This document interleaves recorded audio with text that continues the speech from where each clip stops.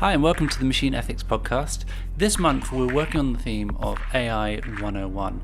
What is machine learning? What is AI? When people talk about deep learning, neural networks and such, what do they actually mean? What is the technology they're talking about?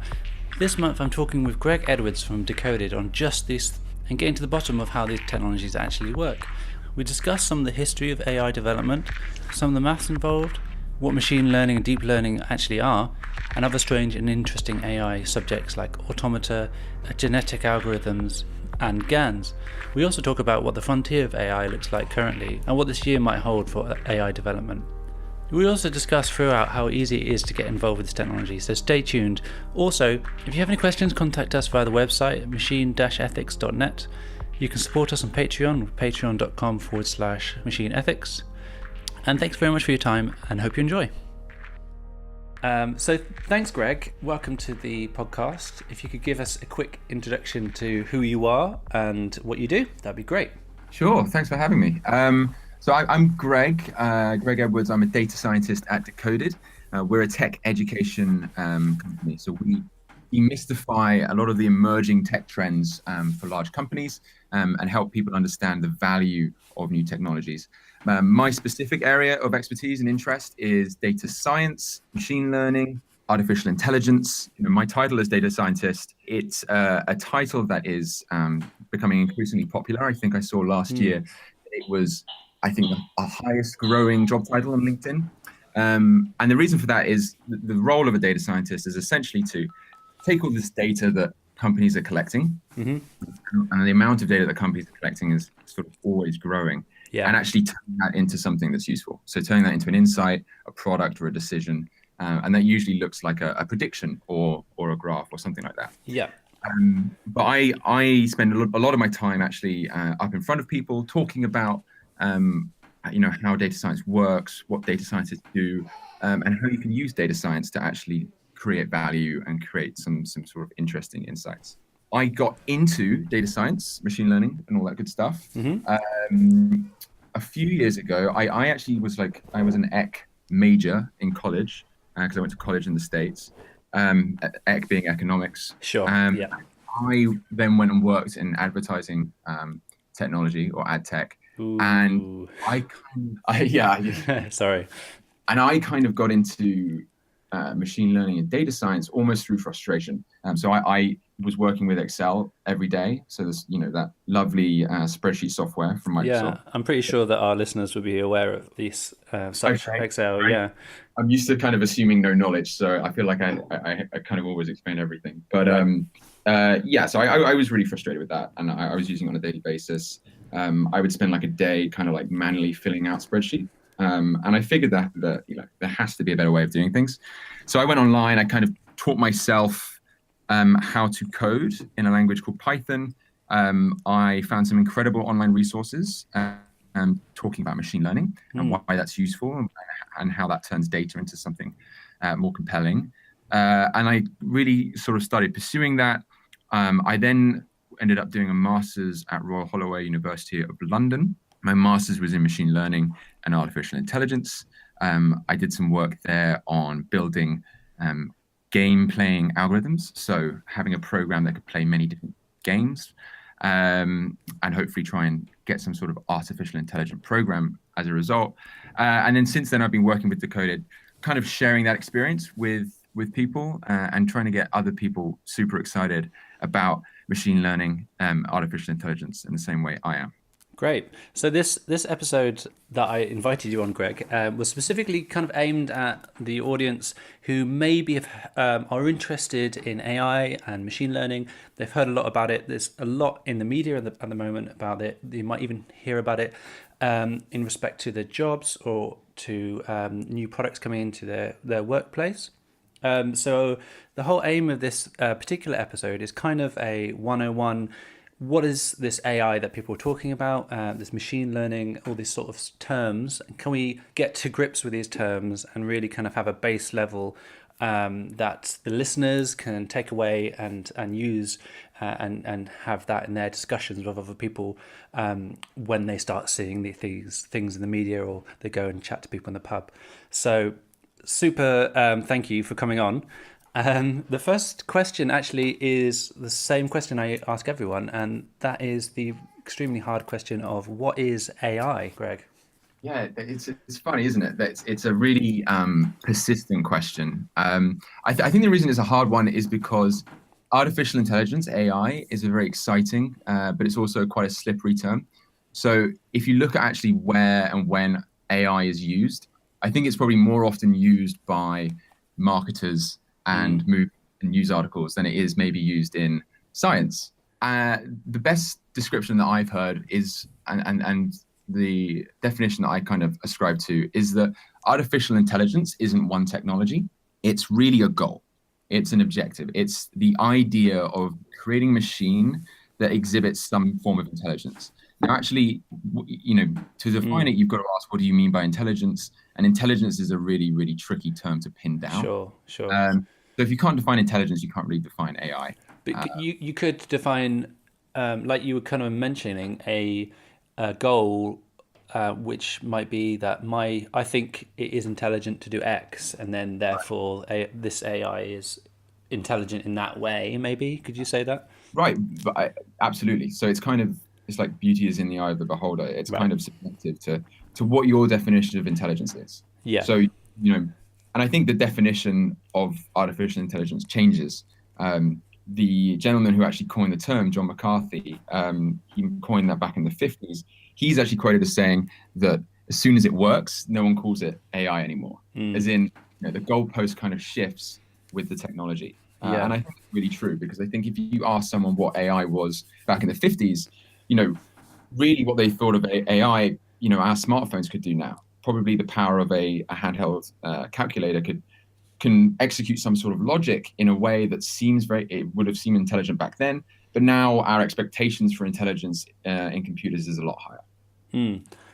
That's really interesting. And actually, I was wondering if we could like carry that through and kind of discuss briefly where this term grew up from, and kind of like some of those points in history that are interesting from then to now. You've got kind of like a bucket list of the really interesting AI things that have happened in those 68 years.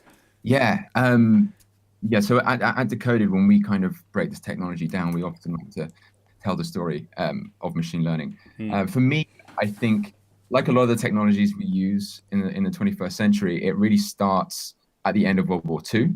So Yep. you had a lot of these like John von Neumann, who was a mathematician working on the Manhattan Project, and then Alan Turing, who was working on the Enigma code. These great minds, these were the kind of the foundation to a lot of the concepts that grew into the pursuit of artificial intelligence. Mm. So they were the first ones really to realize that computers, as they were then, which were these massive machines that would take up entire rooms, these things were actually capable of thinking. That's an idea that we kind of take for granted now, that computers are able to execute logic, reason with some information, and create some sort of new information or some outcome. Back then, that wasn't clear. It was just there was a lot of binary coding. It wasn't obvious that logic could be executed in a complex way, and so they really championed that idea. Alan Turing famously coming up with the Imitation Game, the name of that movie. Yep. And in the Imitation Game, he basically states, can a computer actually have a conversation with a human in a way that fools the human into thinking that they're talking to a human and not a computer? If it was able to do that, then it would exhibit some form of intelligence. It would pass the Turing test. So Yep. he really kind of fired the starting gun on this idea that these computers at some point in the future are going to become intelligent enough that you can have a convincing conversation with them. And then, a lot of computer scientists picked up that baton and decided to run with it. One of the first to actually run with it was McCarthy, who you mentioned earlier. Yep. So John McCarthy was actually a student of John von Neumann's in Caltech, and he, along with a few other computer scientists, got together in the summer of 1956 at Dartmouth, and they decided to basically brainstorm all summer about where this field was going, where this idea of intelligent computers was headed, and how they could help it along. At the time, there was a number of different terms for what we now call artificial intelligence. I think the terms like thinking machines and automata were floating around. And so he decided to try and find a neutral catch-all term, came up with artificial intelligence. It stuck. And I think that's the term we've kind of been using since to describe that pursuit, right? So, then it wasn't a specific technology. It was just an idea, a goal that they were kind of firing for. And so John McCarthy was one of these early believers in the power of thinking machines, of artificial intelligence. And he really wanted to show how clever computers could be. So he decided to try and program a computer to play chess, right? So chess is a really hard game. It's hard for even intelligent humans. So if a computer can play it, then it will be intelligent. So his approach to that was that he was a chess player, and he knew some very clever chess players as well. And he decided if he could program their expert knowledge of the game into a computer and then have the computer play it back, then the computer will be showing some sort of intelligence. So to do that, you'd have to actually handwrite all the rules for every square on the chessboard, for every piece, for every location. And so he kind of basically ran out of steam because he didn't have the computation power, for one thing. It's also really dependent on the ability of the expert. And I just don't think he had the patience. So it was in practice, and it didn't really get anywhere. You fast forward a few years, and someone else has another go. And this guy's name was Arthur Samuel. And he said, essentially, we're wasting our time trying to hand program all these rules. What if we let the computer do it? What if we actually have the computer write these rules automatically? How are we going to do that? Well, we'll have the computer collect some data. We'll have it actually play thousands of games. And he decided to start with checkers or drafts as opposed to chess because it was a little bit more simple. And he essentially had the game play itself over and over again, collect data, and then learn from this data to write its own rules, write its own algorithm. And this was the first case of machine learning. And so machine learning is a really hot term today because the technology is now being applied at scale with all of the data that we've collected from the rise of the internet. And we're actually seeing some really incredible solutions. So that was how basically AI got started. And then the paradigm shift that took us into machine learning, which is now really accelerating the growth in the area. Great. Well, machine learning. So what has changed in that time? There's been this huge explosion of interest in the last 5 or 6 years about kind of the new epoch of machine learning and its uses. So from then, what's the technology kind of evolved into to rekindle so much interest? Yeah, I think one key realization is that actually that concept and kind of the technology has been around for a while. What's making it really relevant now is a couple of things. First thing is the amount of data we're collecting, right? So in order to actually build these programs, build these algorithms, machine learning needs data. So it relies on data, not humans, to write its rules. And so the data is the fuel for the fire. We're now collecting incredible amounts of data. We've had the explosion of data, all that sort of stuff. So that's the first ingredient. And I guess we can thank the internet for that. Yeah, we can. Yeah, thanks, Tim Berners-Lee. Thanks, Vince. Thanks, Tim. Yeah, and so without that data, a lot of this wouldn't be possible. So for every application, sitting behind that machine learning application is a huge data set that it's actually learned from. The second part, I would say, is the computational power. So the processing power of computers is continuing to rise exponentially. So a few years ago, I think people were getting kind of worried about Moore's law. But in the mid-2000s, computer scientists and computer engineers started to realize that there's a type of processing chip in all of our computers that is actually really good at handling data problems. It's really good for machine learning. So rather than using the CPU, which computers use to process most tasks, they actually geared the GPUs, the graphic processing units, in computers to start handling large data sets. Because stop me if I'm wrong.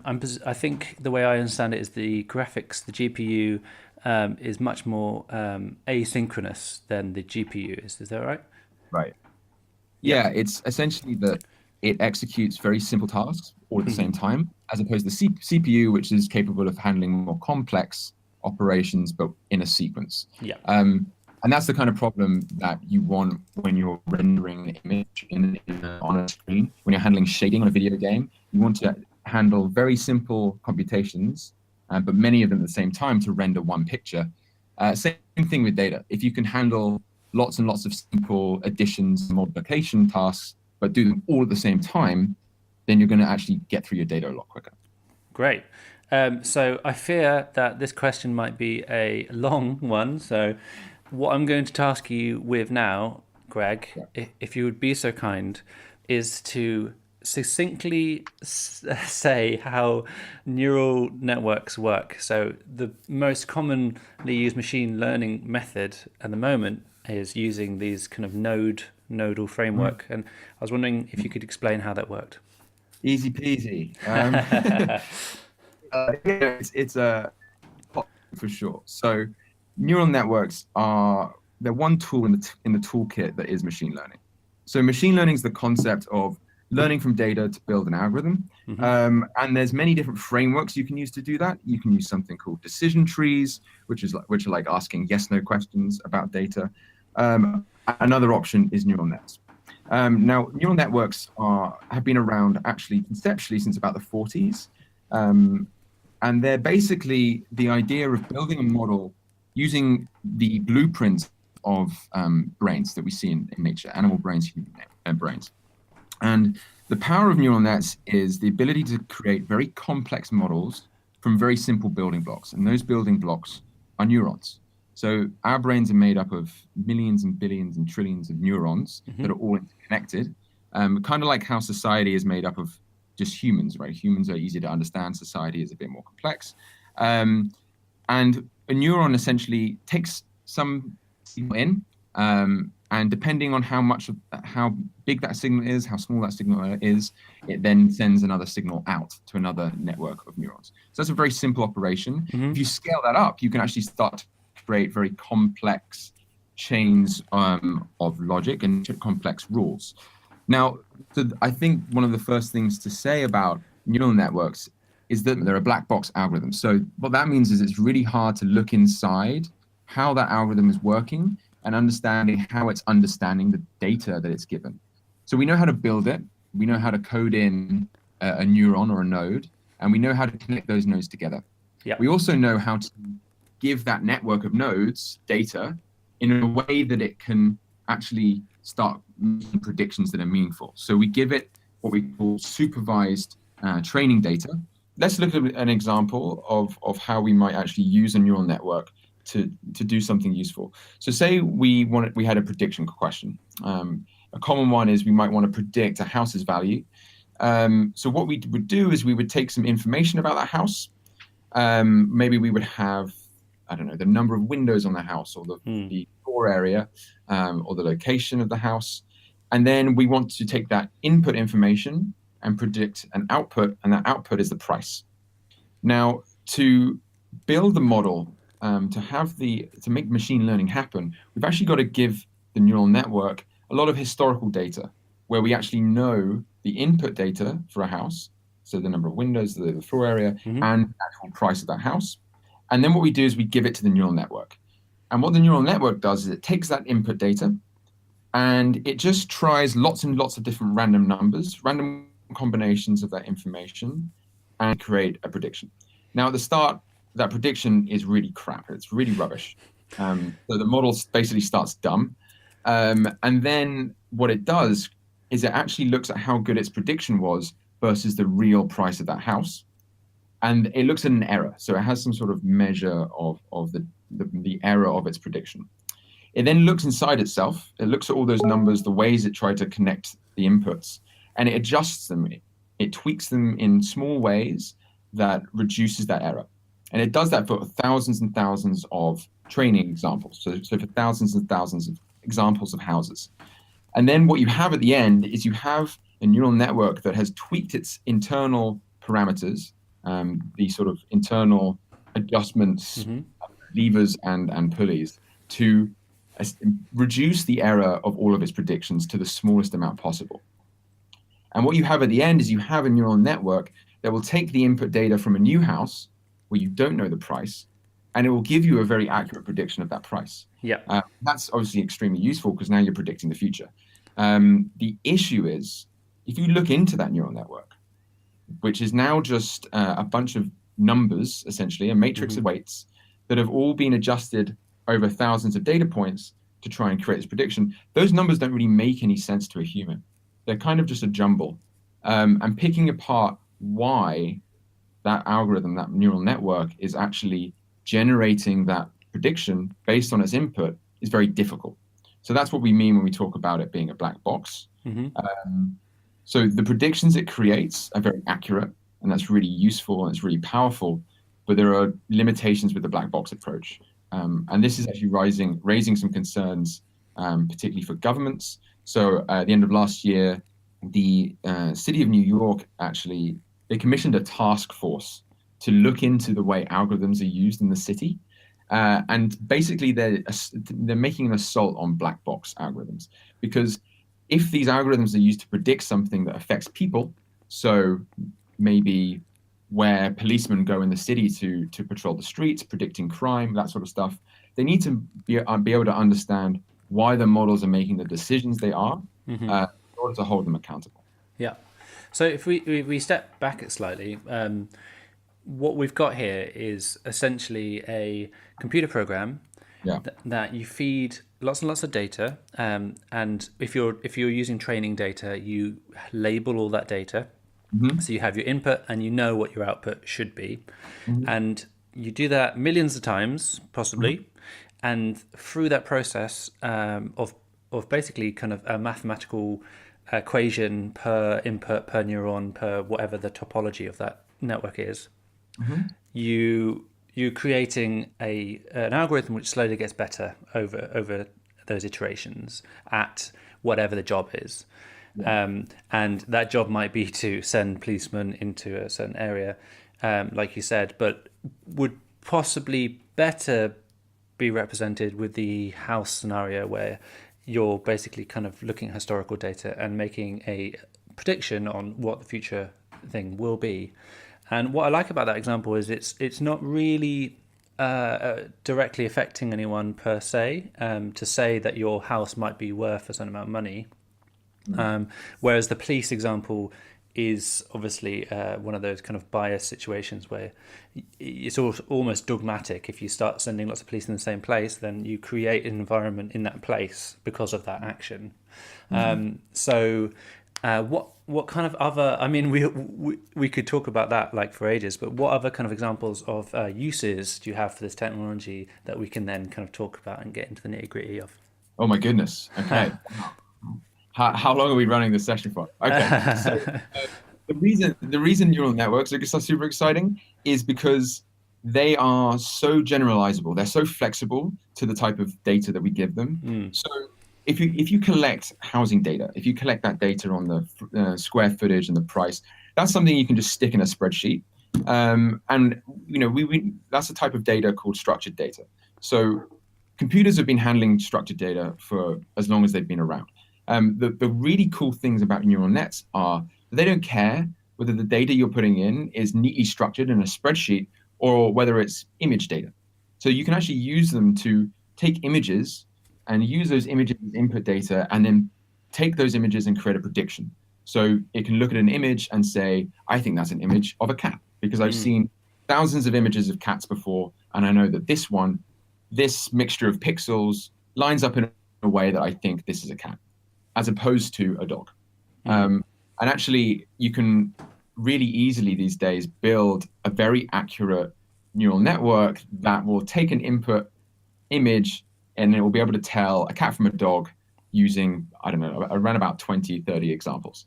And so that's really powerful, because then you can start applying that technology to things like driverless cars. So identifying whether there's a car in front of you or not. And really, the excitement around deep learning, which is the general term we apply, the community applied to the practice of applying neural nets, being applied to things like text, and it's being applied to things like images and videos. And that is actually most of the data we collect, and it's a lot of the most compelling problems we have.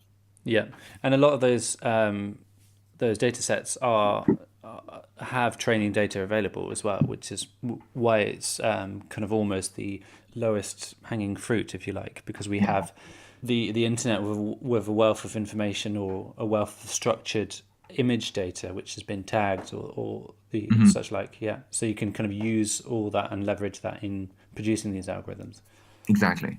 Yeah. So the reason why we're seeing a lot of applications with face data, for instance, and cats and dogs are used as an example, is because we have so many, so much training data on them. We have loads of pictures of cats. There was a research paper done that took all the videos from YouTube, and it created composite images of similar frames in YouTube videos. So it's basically trying to see what images turn up most frequently in YouTube videos, and then it would create an average of those images. And I think the most popular image was a human face, and they created a composite image of the human face. And then the second most popular image was a cat's face. So that's our like natural inclination to just, I don't know, take cat videos and stick them on the internet. Yeah. And But it's entirely dependent on the data you have. Yeah, exactly. I think that's a really important point, because I think you've stepped over something, which is if we have lots of data of a certain kind, then the algorithm is going to reproduce that. It's not like clever in a sense that it's doing something novel. It's doing exactly what we want it to do, which is work out what all this stuff is, and all that stuff just happens to be mostly cats. So it's found cats, right? So there's a lot of like throwing around terminology about intelligence and stuff like that, but essentially it's doing this black box thing on whatever data we give it, and that data is represented in the output of the algorithm. Yeah, I think you kind of touched on an interesting point earlier, where the housing example, that doesn't affect anyone's life, and it doesn't actually ingrain bias in. No one's naturally biased towards house prices. They're like a product of the market. But maybe if you have something that's predicting where police should go, and then where police go, they actually find more crime, and so it kind of ingrains that bias. Those are the kind of applications that you need to think about, because the prediction of the algorithm actually is affecting the environment that it's trying to predict about. And the best kind of measure against that is ensuring that it's constantly retraining. So I think machine learning is creating this paradigm shift in the world of model building, where before, you created a model, you would maybe make a model in a spreadsheet in Excel or some mathematical model, and then you build it, and it would create some prediction, and you pass it over to the client or whatever, and you deploy it, and it would be good. But now the paradigm shift in machine learning is that these models are making predictions, but then they can learn from those predictions. They can actually see how good that prediction was. So a really important step is ensuring that it's constantly learning from its predictions in order to try and smooth out any bias in the data that it's. Yeah, so you could have an algorithm which is constantly learning and having that feedback loop incorporated, and you could have an algorithm which is somewhat unnecessary to do that. So you cap it when it's good enough. So let's say the dog and cat example, you might find that it's so good at recognizing dogs and cats and the difference between them in images that actually we can stop learning now with that particular algorithm, and we can, to a certain percentage, agree that this is good enough for whatever application at identifying cats and dogs. So you kind of got those two ways of working with these algorithms, if you like. Yeah, exactly. But again, it's not just. I think there's a classic trope that machine learning is great for recognizing images of cats, and like that's as far as it goes. Yeah. But of course, it's much further reaching than that. That's a common example. But the exciting thing is that this technology has really arrived. It's incredibly accessible. So it's really championing the open source movement. So a lot of the code and a lot of the ways that people build these algorithms to perform things like image recognition or speech recognition or text recognition, sentiment analysis, which is understanding the meaning of written words. A lot of that is accessible for all to see. So even cutting edge research. And so the real question now is like, how do we apply this stuff? Like, how do we actually match it together to create like cool products or solutions for the problems that we have? Mm. And I think actually, we're talking at the start of 2018. I think 2018 is going to be a year that really starts to piece those pieces together, because the foundation, the accessible foundation is there. Like in 2017, I saw an incredible amount of online resources just like popping up all over the place. And now it's like so easy to actually get into this stuff that people are starting to piece it together in more interesting ways and create some cool things. And I think it's become really open, like you said, but also it's become SaaS,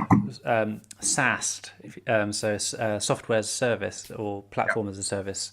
So lots of those big companies like Google and Facebook, actually, I'm not sure if Facebook have got a platform for this, but Google, Microsoft, IBM, these sorts of companies have their kind of AI offering, which is off the shelf computing power plus the algorithms you want to use, because there's somewhat a set of algorithms which are commonly used with this technology. So I think I saw the other day using Python, you could import a library and within maybe 5 or 6 lines of code, using TensorFlow, just have an algorithm running using Google's platform for doing that, and get a result. And that's it's fundamentally different from where we were not that many years ago, where you'd have to do a lot of learning. You'd have to be PhD level to kind of get into this.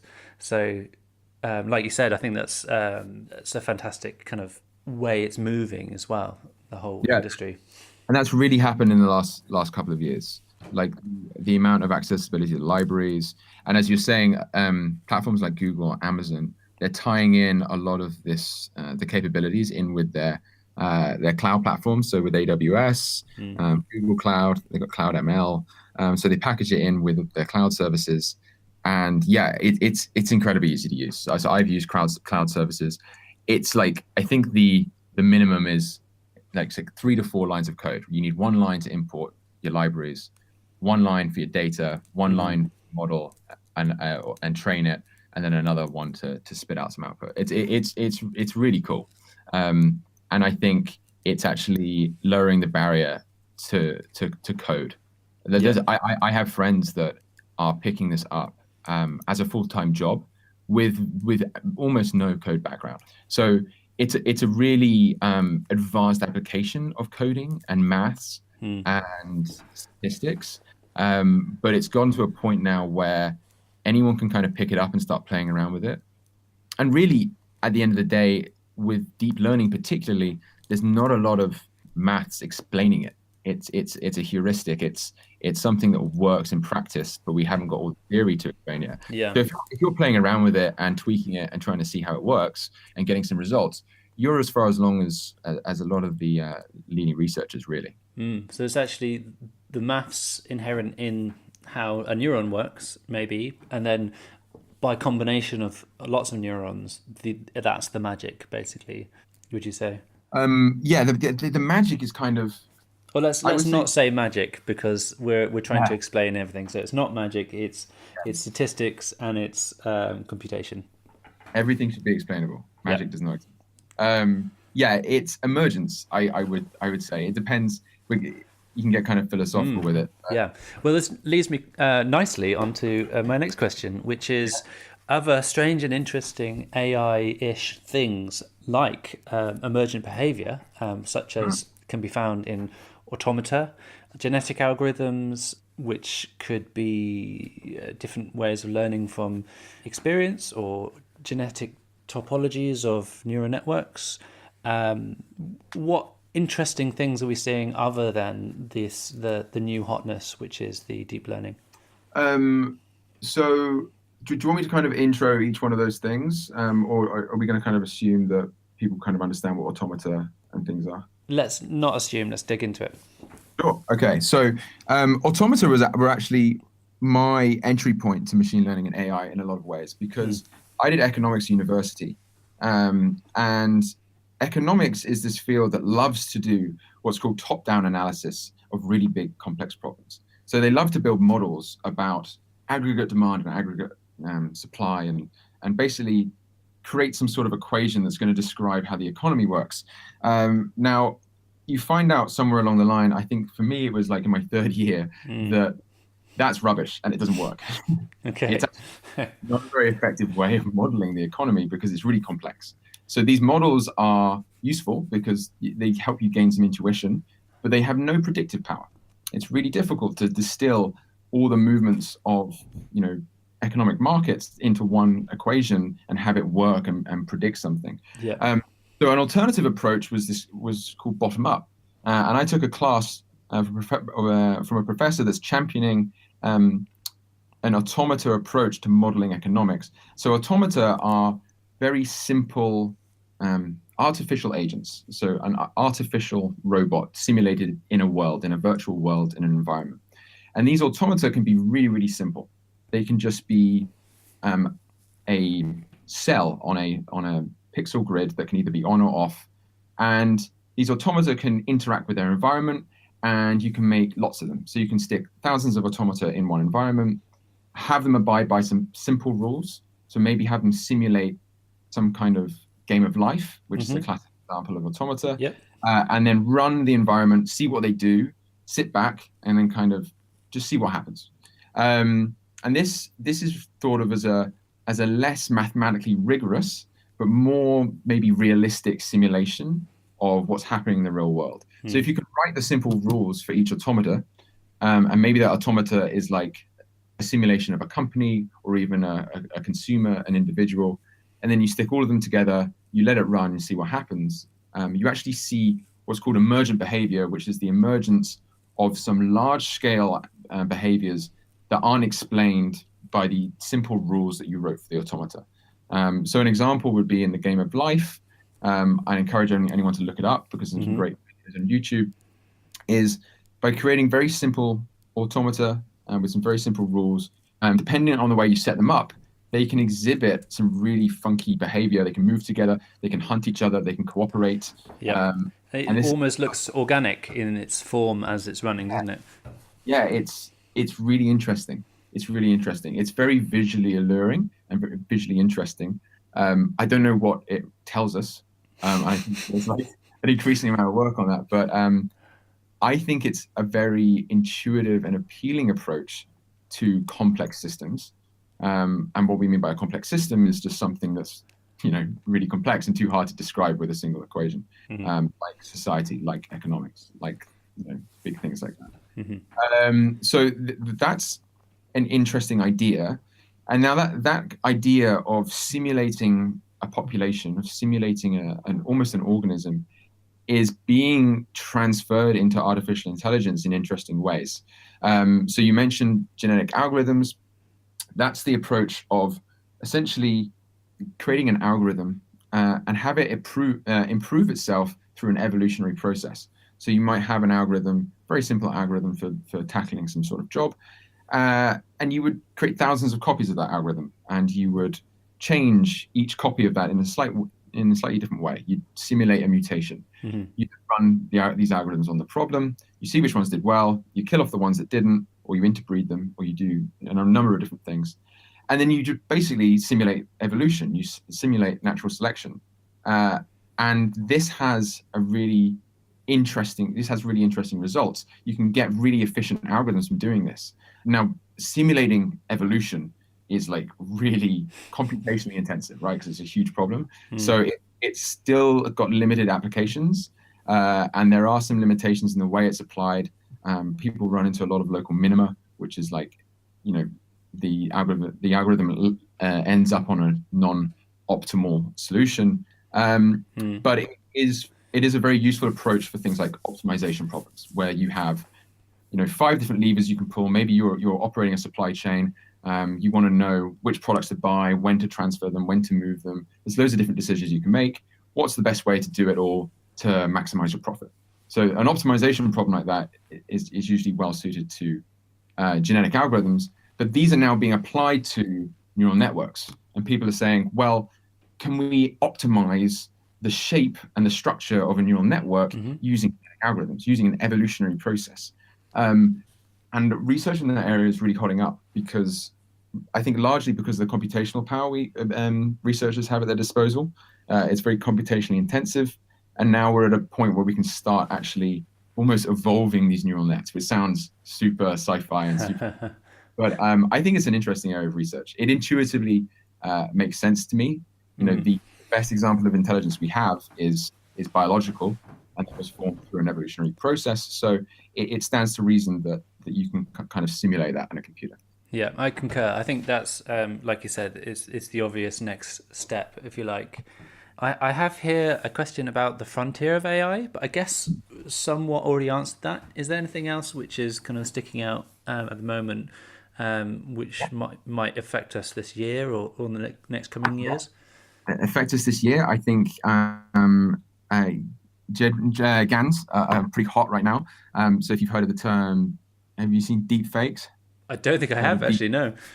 Okay, so a few years ago, a guy called Ian Goodfellow invented a sort of a format for a neural network called generative adversarial networks.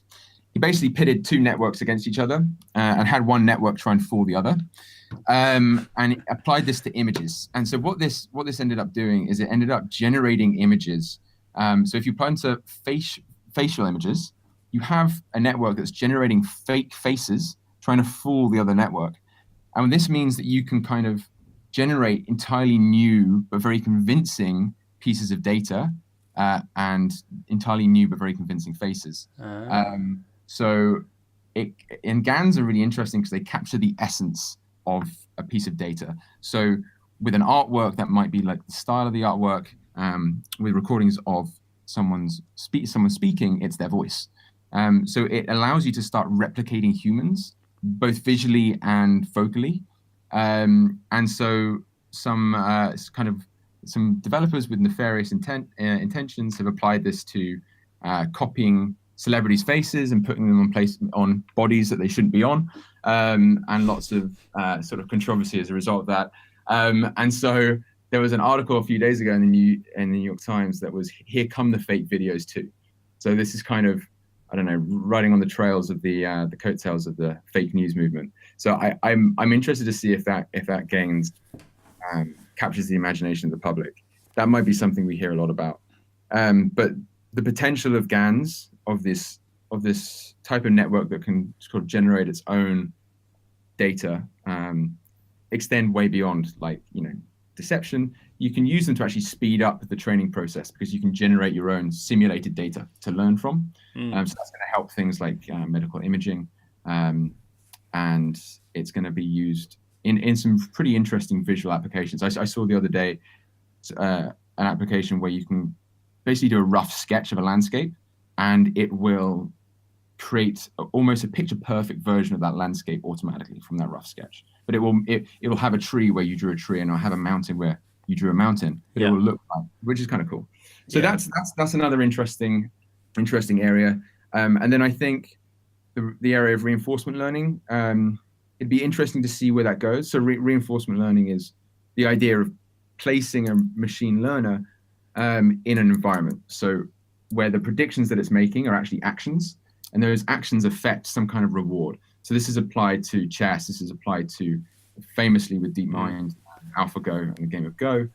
And this is where a lot of people expect us to start developing algorithms that get closer to this idea of general intelligence, of this problem-solving ability.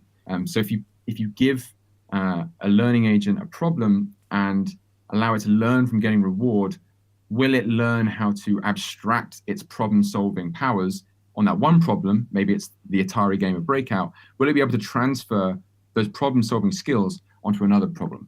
And then can you keep transferring that problem-solving skills and keep kind of zooming out and extrapolating the problem and build something that's capable of solving a range of different problems? That's very much, I think, an open area of research, but it's quite an interesting one. I think that's almost the holy grail of the AI effort, isn't it? The kind of general intelligence idea. Yeah, I mean, I think it's interesting because one of the things that, not to get too philosophical, but I think one of the outcomes of all of this research and all of this development is that it's kind of challenging our notion of intelligence, in that I think when John McCarthy in the 50s came up with the idea of artificial intelligence, I think people were much more comfortable defining intelligence. Humans are intelligent, animals are not. But now we have computers, and computers are really good at doing some things that we're not doing.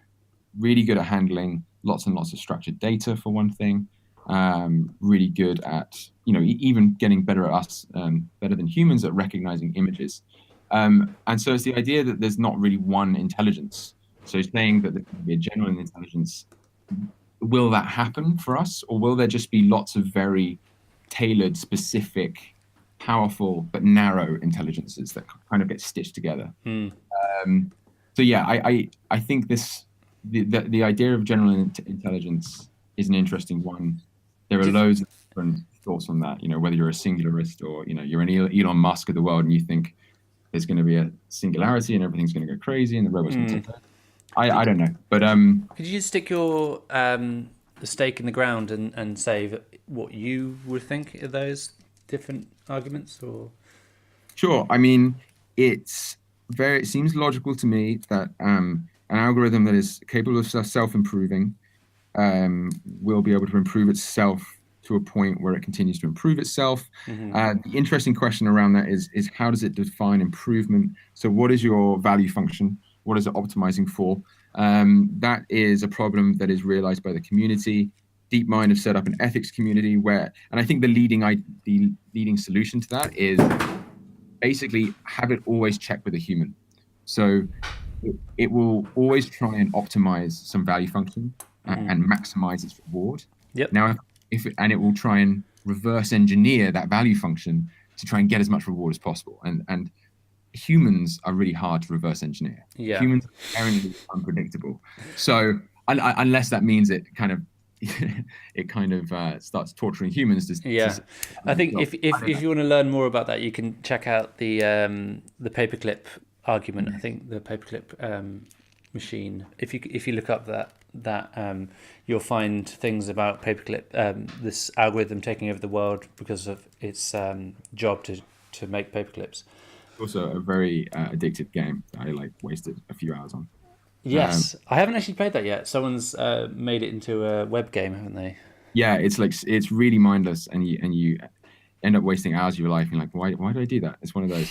But I didn't really give you a proper answer. I would say that I think the singularity thing. I think it's definitely possible. I think the main constraint is computational power. I don't think that's taken for a given. I think some people think it's our understanding. It's our understanding of these models. I think if you have enough computational power, you can simulate, really anything. So it's kind of I guess the scary conclusion there is it's kind of a comedy. And it's kind of what? Sorry. A computational arms race. So whoever's got the processing power, whether that processing power will be implemented in a centralized fashion, so whether it's going to be one really clever computer or whether it's going to be distributed and decentralized remains to be seen. But I certainly think it's possible. Wow. You heard it here first, folks. All right. If I was going to lean in on that myself, I would probably side with the idea that our brains are kind of stitched together of lots of these componentized areas. So we have the visual cortex, for example, and things like that. So I feel like for me, the way to go would be a big string of different algorithms with different simple individual jobs to create a larger structure. And that larger structure might have an algorithm to make sense of the larger structure and so on and so forth. I think for me, that's what makes most sense. But it hasn't happened yet, so we'll see. We can maybe bet on it. How's that, Greg?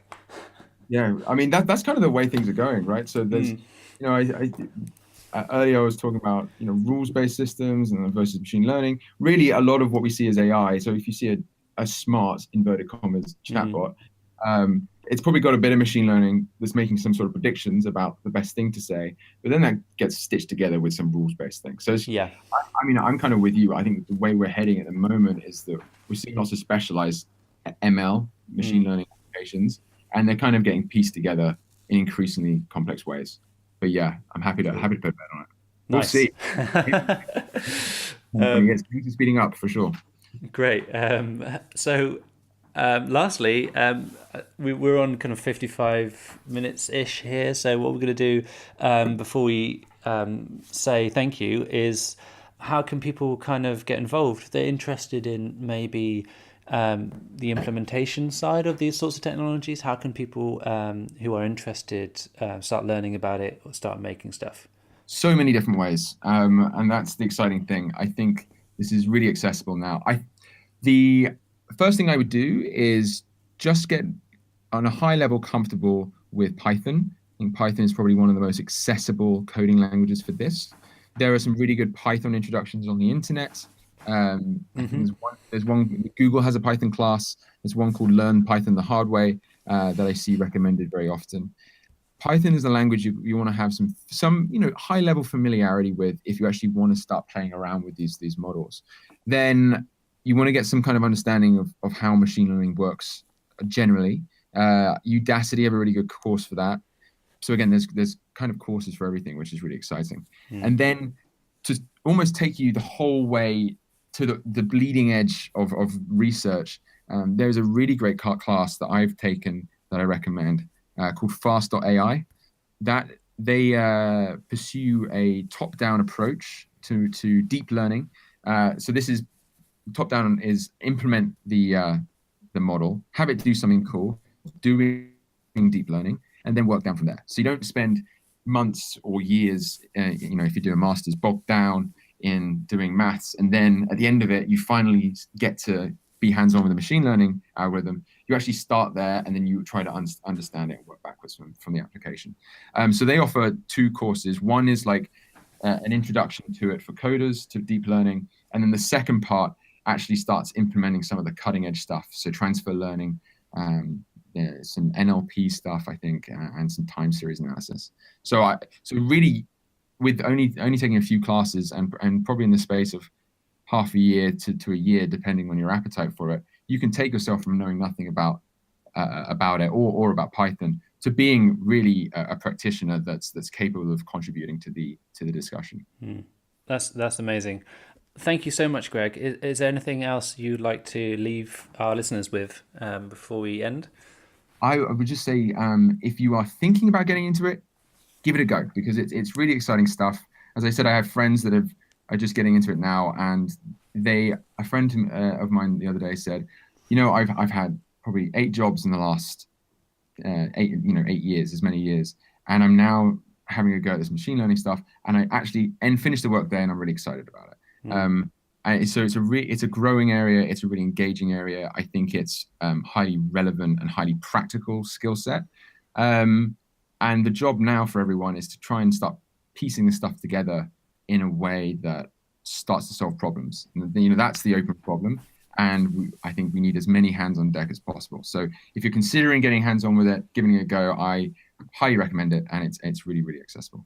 Brilliant. Well, thank you so much, Greg. And like you pointed out, we're the Machine Ethics Podcast. So if you have any questions for us for next time, or people you'd like us to cover, then do get in contact, because we're trying to add to the conversation and help people understand what's going on, which is why we have the wonderful Greg with the amazing explanation today. So thank you again. Thank you for your time. And if people want to follow you or message you, how can they do that? Oh, great question. I haven't been putting myself out on social media much yet. I need to come out of stealth mode on my Twitter, but you can email me. So at greg@decoded.com. I would also say that aside from the open the resources for any individual that wants to learn machine learning, if you are a company, if you're responsible for learning at a company, Decoded offer a fantastic data fellowship course where they take employees that have no familiarity with, or very little familiarity with data, all the way to being a practicing data scientist. That's a really, really cool course as well that we offer. But you can contact me, greg@decoded.com. Yeah, and happy to sort of field any questions that people have. Awesome. And I think they do a little Decoded do some sessions as well on data and chatbots and all sorts of things. So check them out as well. Thank you, Greg, so much, and I will speak to you soon. Goodbye. Thanks. All right.